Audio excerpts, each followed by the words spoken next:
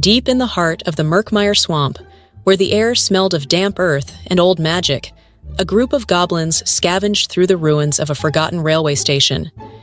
The station had once been grand, but now its wooden beams sagged, vines curled around rusted lanterns, and an eerie fog clung to the tracks like a restless spirit. Most goblins would have avoided such a place. Old magic had a way of playing tricks. But not these goblins. They were a ragged bunch, clad in patchwork cloaks and stolen boots, each with a knack for finding trouble. Their leader, a sharp-eyed goblin named Grizzle, had dragged them out here in search of treasure. But what they found instead was far more dangerous. There, hidden beneath layers of moss and thyme, sat a train unlike any they had ever seen. Its metal body shimmered as if woven from moonlight and steel, its wheels untouched by rust. Strange symbols ran along its sides, glowing faintly, pulsing with something ancient and alive. The goblins hesitated. Anything that looked that fancy was probably cursed. But then, a gust of wind blew open the train's doors, revealing a cabin filled with velvet seats, golden chandeliers, and a snack cart piled high with untouched pastries. Greed overruled caution. One by one, the goblins climbed aboard, their clawed fingers trailing over polished wood and soft cushions. It was then that the train shuddered beneath them. The lanterns flickered, the air hummed with energy, and without warning, the wheels lurched forward. The goblins shrieked, scrambling for handholds as the train sped ahead. Grizzle clawed his way to the front of the train, expecting to find a driver. Instead, the control panel glowed with swirling glyphs, its levers moving on their own, as if the train itself had decided to leave. The realization struck him like a thrown boot. They hadn't just found an abandoned train, they had woken it up. As the train roared down the forgotten tracks, the goblins held on for dear life, unaware that this was only the beginning of their journey, and that the train had its own destination in mind. The train thundered forward, shaking loose the dust of centuries. Trees blurred past, the swamp fading into a golden grassland under a sky that had never been there before. The goblins clung to whatever they could, their shrieks of panic drowned out by the howling wind. Grizzle, gripping the side of the control panel, tried to make sense of the glowing symbols dancing across its surface. Levers moved on their own, gears clicked and whirred, and the entire cabin vibrated like a living thing. The goblins had stolen many things before: coins, chickens, a cursed flute that made people sneeze uncontrollably. But they had never stolen something that could drive itself. One particularly unfortunate goblin, Wretch, had tried to pull the emergency brake. The moment his grubby fingers touched the handle, a jolt of energy sent him flying across the room, landing face first into a pile of complimentary pillows. The train clearly had no interest in stopping. It didn't help that the train tracks weren't tracks at all. Instead of wooden planks and steel rails, the ground beneath them shimmered like liquid light, shifting and twisting as if being written into existence just before the wheels touched down. One moment, they were gliding over an endless desert. The next, a river of molten gold. Grizzle pulled himself up, his heart pounding. This wasn't normal. Nothing about this was normal. Then, with a sudden stomach-lurching jolt, the train screeched to a halt. The goblins tumbled into a pile of limbs and groans. The doors swung open with a hiss. A warm breeze drifted in, carrying the scent of roasted meats and honeyed bread. Hesitantly, the goblins peeked outside. They had arrived at a station, but not one that belonged to any kingdom they knew. The platform was carved from gleaming black stone, and tall lanterns glowed with floating blue flames. Beyond it, a marketplace stretched into the distance, bustling with creatures of every kind. Feathered merchants squawked over rare spices, towering minotaurs haggled for enchanted weapons, and a trio of elves argued over a map that seemed to change every time they blinked. This was no ordinary town. This was a place for travelers from all realms, a crossroads between worlds, and their train had chosen to stop here. The goblins exchanged nervous glances. Before they could decide whether to step out or barricade themselves inside, a deep voice rumbled from the station's announcer horn. Now boarding the Goblin Express. Destination unknown. Final call for passengers. And that was when the adventurers started boarding. The goblins barely had time to scramble upright before the first passenger stomped onto the train. A towering figure in a tattered cloak ducked through the entrance, the floor groaning under the weight of iron-plated boots. A gleaming greatsword rested on his back, and the sheer number of scars lining his arms suggested he'd spent more time fighting monsters than talking to people. His eyes swept the train's interior with the cold calculation of someone deciding what could be used as a weapon in case of an ambush. Behind him, a trio of hooded figures slithered in, their robes whispering against the floor. Their hands, if they had hands, never emerged from their sleeves. They moved too smoothly, too silently, like shadows pretending to be people. Then came the noblewoman. Draped in deep crimson silks, she swept in as if stepping into a royal carriage instead of a rickety stolen train. Her golden jewelry jingled with each movement, her nose wrinkling at the sight of the goblins.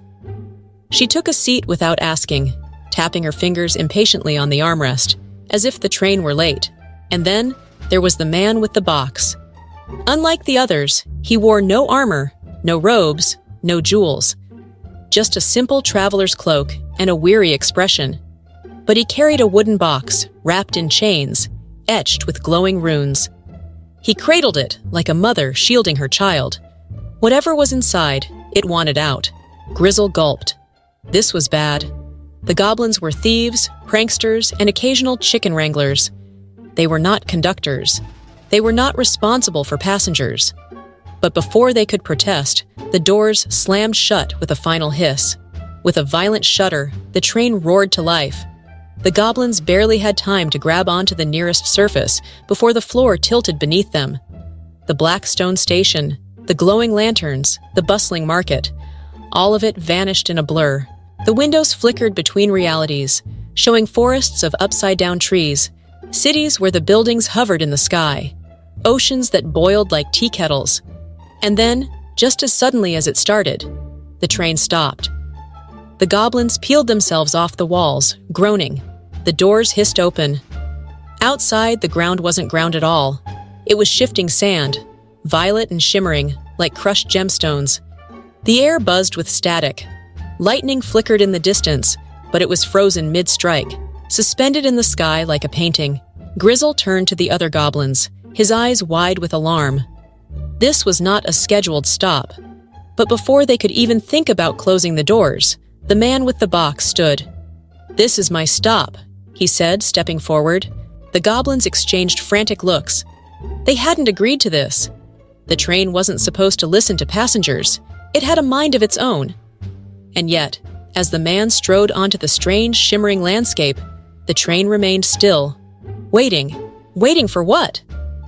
As if answering the question, the runes on the man's box flared to life. The chains snapped. The lid cracked open, and something inside began to laugh. The laughter slithered out of the box like smoke, curling around the train's interior. It wasn't the hearty, jolly kind of laughter that came from too much goblin ale. It was the kind that made skin crawl, the kind that belonged to something that should never have been unchained. The goblins stood frozen, their pointy ears twitching in fear. The passengers weren't much better. The cloaked warrior's hand flew to his sword. The robed figures stepped back, their shadows stretching unnaturally long across the train's floor. Even the noblewoman's usual air of superiority cracked as her fingers gripped the edge of her seat. The man with the box took a slow step forward, his expression strangely calm. "I had hoped we'd reach my destination first," he muttered, more to himself than anyone else. The lid of the box swung open completely, a long, skeletal hand stretched out. Its fingers were too many, bending at unnatural angles. A second hand followed, then the rest of it. The thing climbed free. It had a body, or something like one. It was draped in what looked like tattered robes, but the fabric moved as if it were alive, shifting and twisting like a nest of snakes. Its face, or where a face should have been, was just darkness, except for two burning white pinpricks that flickered like candle flames. The temperature dropped.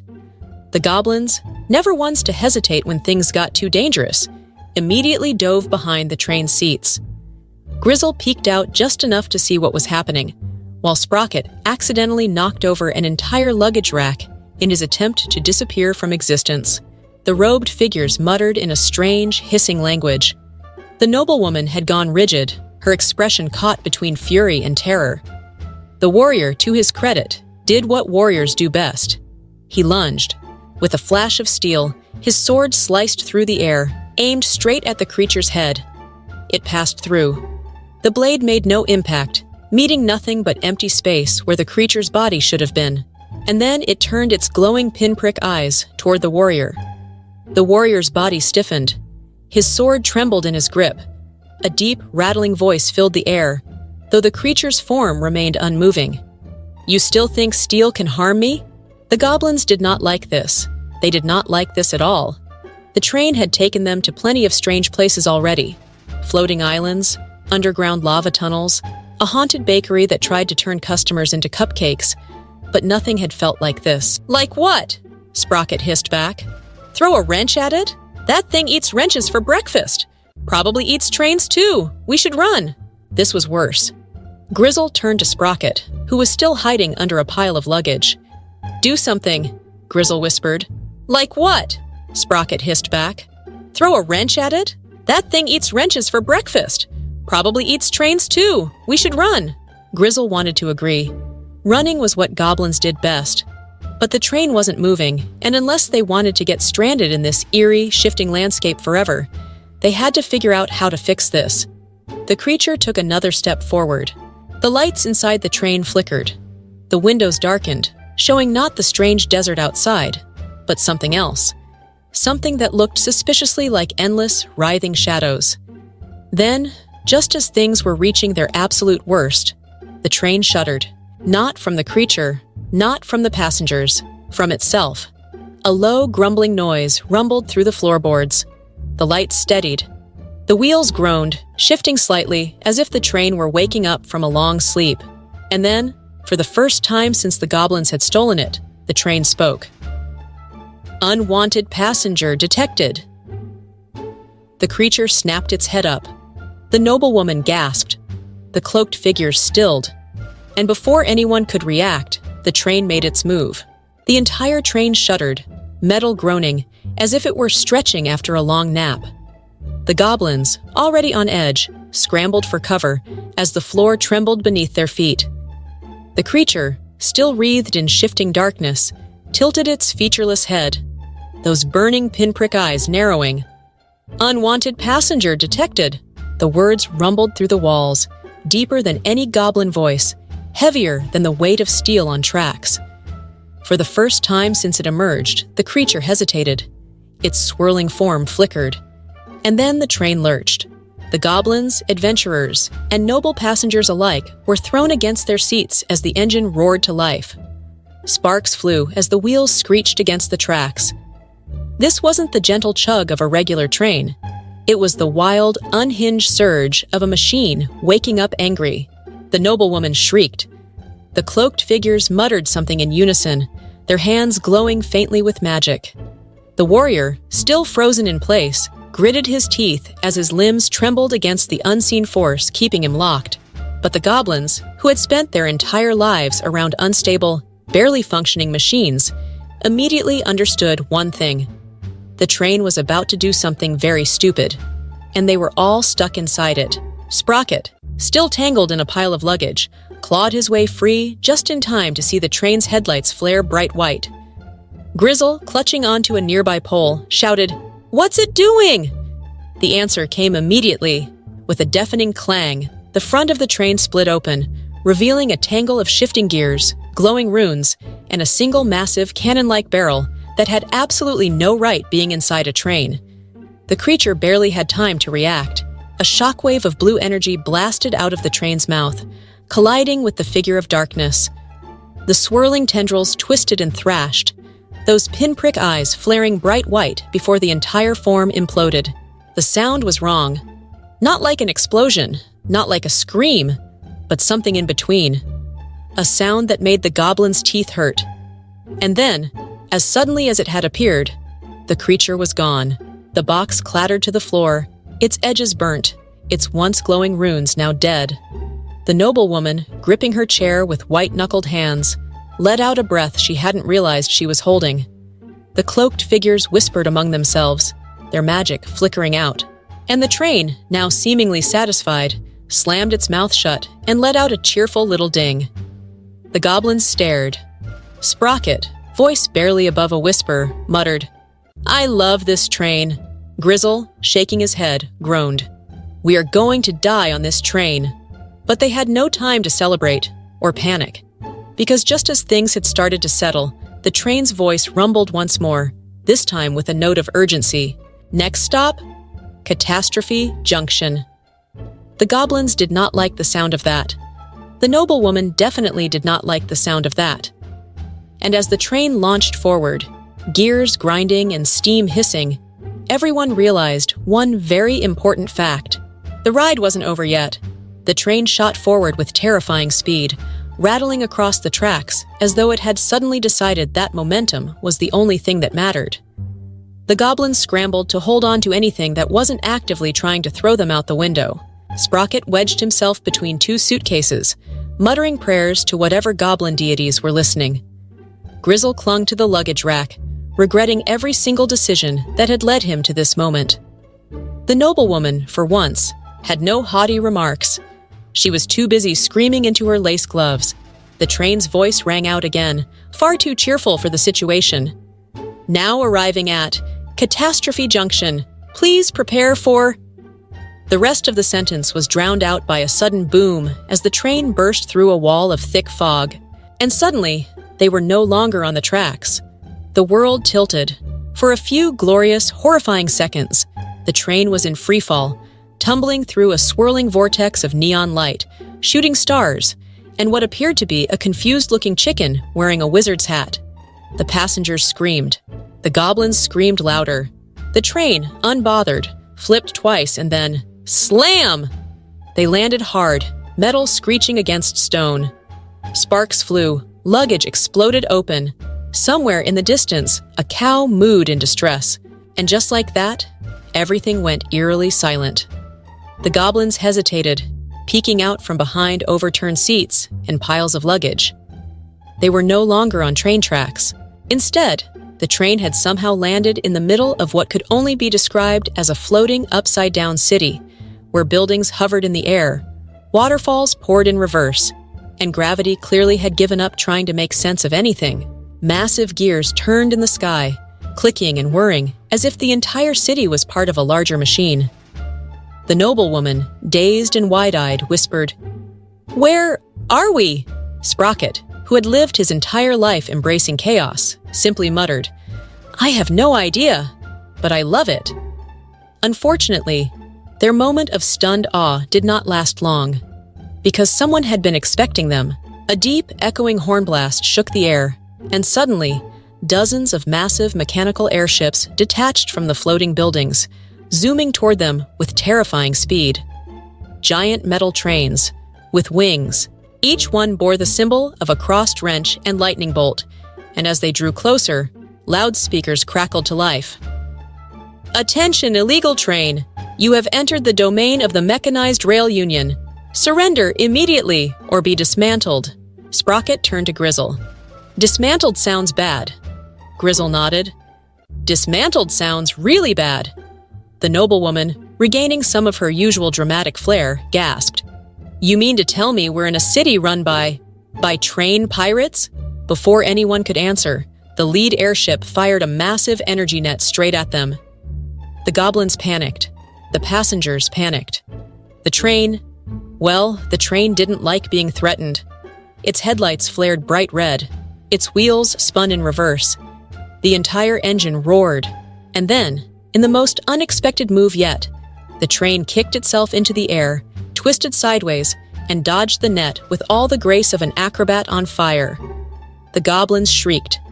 The noblewoman shrieked louder. The train, having successfully yeeted itself sideways, took off running. Yes, running. No tracks, no wheels. Just pure mechanical fury as it charged across the floating city, dodging buildings, leaping over gaps, and outracing the flying trains that were now very, very determined to obliterate them. Grizzle, white-knuckled, shouted, "What is this train?" Sprocket, grinning like a maniac, yelled back, "Our new best friend!" Explosions erupted behind them as the train pirates opened fire. Magical energy streaked through the sky, lighting up the city in flashes of blue and gold. The train, with all the power of a sentient locomotive that had absolutely had enough of everyone's nonsense, barreled forward, dodging missiles, jumping off ramps, and doing things that no train should ever be able to do. And then, ahead, in the distance, a portal, massive, swirling, crackling with golden lightning. A gateway back to reality. But it was closing fast. The goblins knew what they had to do. "Faster!" Sprocket screamed. The train obliged. With one final, impossible leap, the Goblin Express soared through the air, clearing the last gap between the city and the portal. And then, with a thunderous boom, they were through. The train slammed back onto real tracks, skidding wildly, steam hissing from its vents. They were back in their world. And for the first time in what felt like hours, there was silence. The goblins, the passengers, the noblewoman, all sat in stunned shock. The train, seeming pleased with itself, gave a small, self-satisfied ding. And then, as if nothing had happened, it gently rolled forward, returning to its usual pleasant, harmless chugging. The noblewoman, shaking, managed to whisper, "I am never taking the train again." Grizzle, breathless, muttered, I think I need to lie down." Sprocket, grinning like a madman, patted the train's side lovingly. Best train ever. And somewhere, in the far distance, a low mechanical chuckle echoed from the train's engine. Because the Goblin Express wasn't just any train. It had chosen its crew. And this adventure was only the beginning. The end, or is it? If you like this video, then do subscribe to this channel.